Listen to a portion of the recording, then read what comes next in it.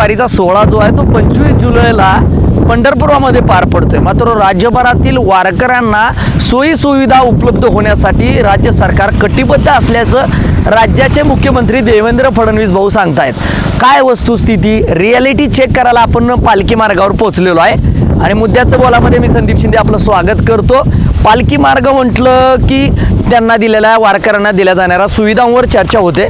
मी सध्या पालखी मार्गावर आहे। माड्यामार्गे जाणाऱ्या पंढरपूरकडे जाणाऱ्या पालखी मार्ग जो आहे ते जवळपास पालखी सोहळे जे आहेत जवळपास 100हून अधिक लहान मोठे पालखी सोहळे या मार्गावरून जात आहेत। आता मार्ग कुठला आहे? अर्थातच पापनस माडा मार्ग आहे आणि वस्तुस्थिती सांगतोय की सर्वात महत्त्वाचं या पालख्यापैकी श्री संत अर्थात आदिशक्ती मुक्ताबाईंचा पालखी सोहळा जो आहे तो याच मार्गावरून माडा मुक्कामी जातोय। आणि अवस्था काय या वारकऱ्यांना खऱ्या अर्थानं सुविधा पोहोचतायत का हे पाहण्यासाठी आम्ही थेट या मार्गावरच पोहोचलोय आणि रियालिटी चेक बिंदास्तपणे मांडतोय आणि बिंदास्तपणे आपल्यासमोर ठेवतोय। आता वस्तुस्थिती बघा काय पालखी मार्गाची जर दुरुस्ती केली जाते असं प्रशासन सांगतंय। संबंधित कंत्राटदार देखील मोठ्या आवाजात सांगताना पाहायला मिळत आहेत। मात्र वस्तुस्थिती आहे का तशी?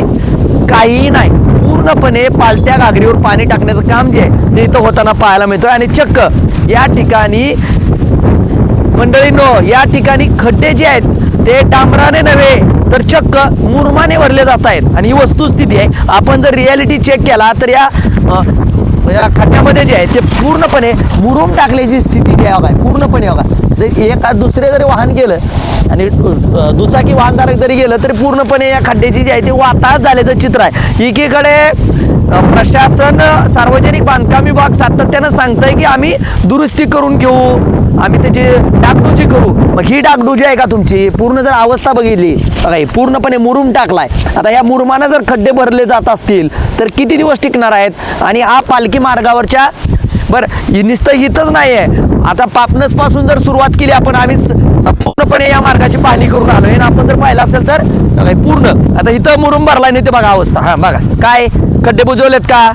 अतिशय निकृष्ट आणि थातूर मातूर डागडुजी आहे जी आहे ते या पालखी मार्गाची केली जात असताना पाहायला मिळते। ज्या पद्धतीनं संत मुक्ताबाईंच्या पालखी सोहळ्याला फार मोठं महत्त्व आहे। मुक्ताबाईंचा पालखी सोहळा पंढरपूरमध्ये गेल्यानंतरच जे आहे ते इतर पालखी मार्ग अर्थात ज्ञानोबांचा असेल तुकाराम महाराजांचा पालखी सोहळे जे आहेत ते या पंढरपूरमध्ये आगमन करतात। त्यामुळं हजारो वर्षाची परंपरा आणि 10 ते 25 हजाराहून अधिक वारकरी या दिंडी सोहळ्यामध्ये असतात आणि आपण जर पाहिलं असेल तर ही निकृष्टपणा जर कामामध्ये असेल आणि ठिकठिकाणी जर ही अवस्था झालेली असेल तर प्रशासनाची किती दखल आणि किती तत्परता आहे हे आपल्याला पाहायला मिळेल। डागडुजी करून पालत्या घागरीवर पाणी टाकण्याचे उद्योग जे आहे ते सार्वजनिक बांधकाम विभागाकडून आणि संबंधित ठेकेदाराकडून केले जात आहेत। त्याचाच प्रत्यय निकृष्ट दर्जाचं काय काम असतं, निकृष्ट दर्जाची कशी डागडुजी केली जाते याचा प्रत्यय जो आहे तो या पालखी मार्गावर अर्थात पापनस माडा मार्गावर पाहायला मिळतोय। ज्या पद्धतीने माडा शेटपळ मार्गही तसाच आहे। त्यामुळं वारकऱ्यांना हजारो वारकऱ्यांना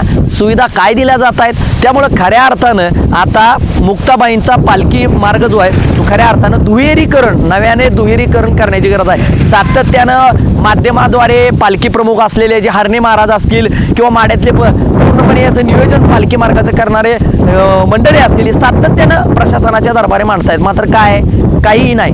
बेदखलपणा जो आहे तो यांच्या सर्वांच्या पदरी येताना पाहायला मिळतो। ही निकृष्टता आपण पाहू शकता कशा पद्धतीनं एकीकडे पालखी मार्गातले दुरुस्ती केली जात असले तर ठामपणे सांगता नाहीत। मात्र ही वस्तुस्थिती जर आपण पाहिली तर पूर्णपणे जैसे थे खड्डे आहेत। त्यामुळे ह्या खड्ड्यावरूनच आणि या खड्ड्यातूनच मार्ग काढत प्रवाशांना जी आहे ती आपल्या पंढरपूरची अर्थात विठुरायाची वाट धरावी लागणार आहे। त्यामुळे प्रशासन आणि संबंधित ठेकेदाराचं मिलीभगत असल्यामुळेच अशा गोष्टी घडतात की काय हे देखील प्रश्न सातत्यानं उपस्थित होताना पाहायला मिळतात। तत्पूर्वी आपण सार्वजनिक बांधकाम विभागाची देखील यामध्ये भूमिका जाणून घेतली की खड्ड्यामध्ये डांबराऐवजी मुरुम का टाकला जातोय, ही कुठली पद्धत दुरुस्ती करण्याची? तर सार्वजनिक बांधकाम विभागाच्या अधिकाऱ्यांनी डांबर उपलब्ध नसल्यामुळे आम्ही खड्ड्यामध्ये मुरुम टाकतोय असं स्पष्टीकरण दिले।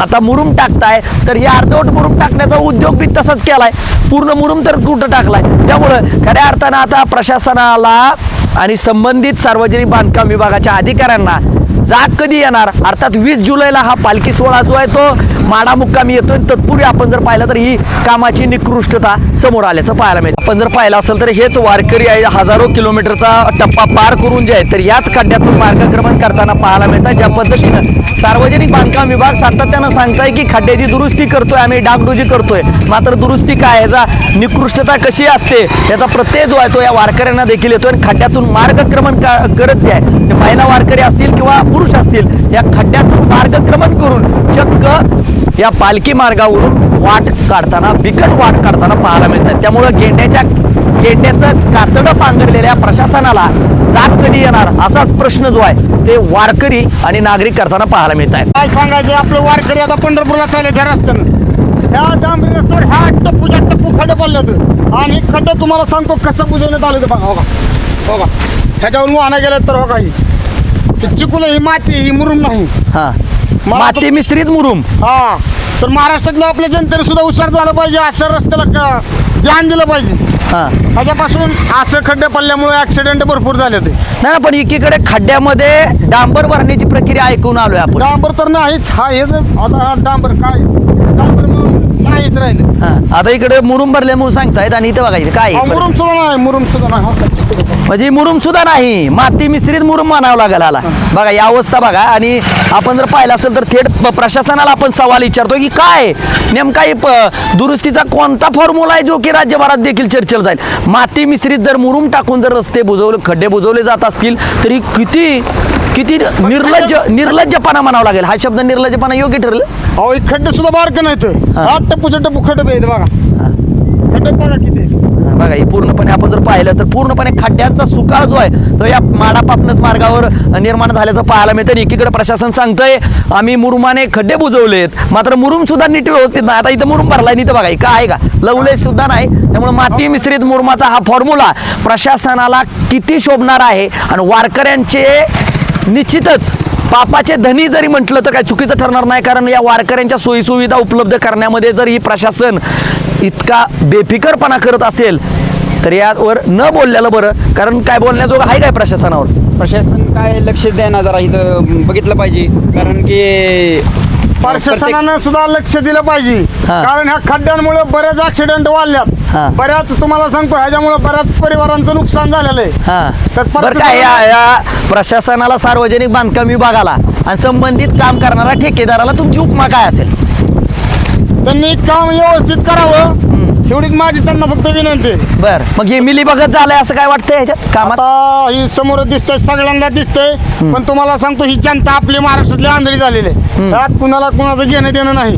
त्यामुळे आपल्या महाराष्ट्रात हे भ्रष्टाचार चालू झालेला आहे. सार्वजनिक बांधकाम विभाग म्हणतंय की डांबरच उपलब्ध नाही, मग आम्ही नंतर खड्डे बुजवून डांबर टाकू. ही होईल काय कार्यक्रम नंतर? काय खरं एकदा झालं आता ह्याचा विषय संपला, ह्याच्याकडे कोण परत बघत नाही. बर झाला ते आम्ही लहानपणीपासून बघतोय हे असा बिलं निघतील की म्हणायची?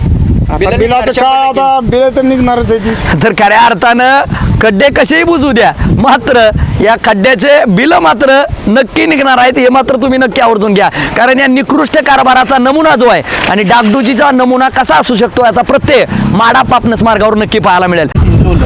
हां हां मुरमान खड्डा टिकल का? मुरमान नाही हां आता या मुरमात म्हणजे आतापर्यंत तुम्ही ऐकलं होतं का मुरमानं खड्डे भरले? नाहीच. हां म्हणजे खड्ड्यात मुरुम भरल्यामुळे आता काय होईल आता? तात्पुरतं झाले. हां किती दिवसात उकडली? हिले झाली, एक पाऊस पडला की झालं उचकट लगेच. हां बर मग ही डांबर नसताना मुरुम टाकणं कितपत योग्य आहे? चुकीचं जाईल. तुम्ही पाहत राहा, मुद्द्याचं बोला.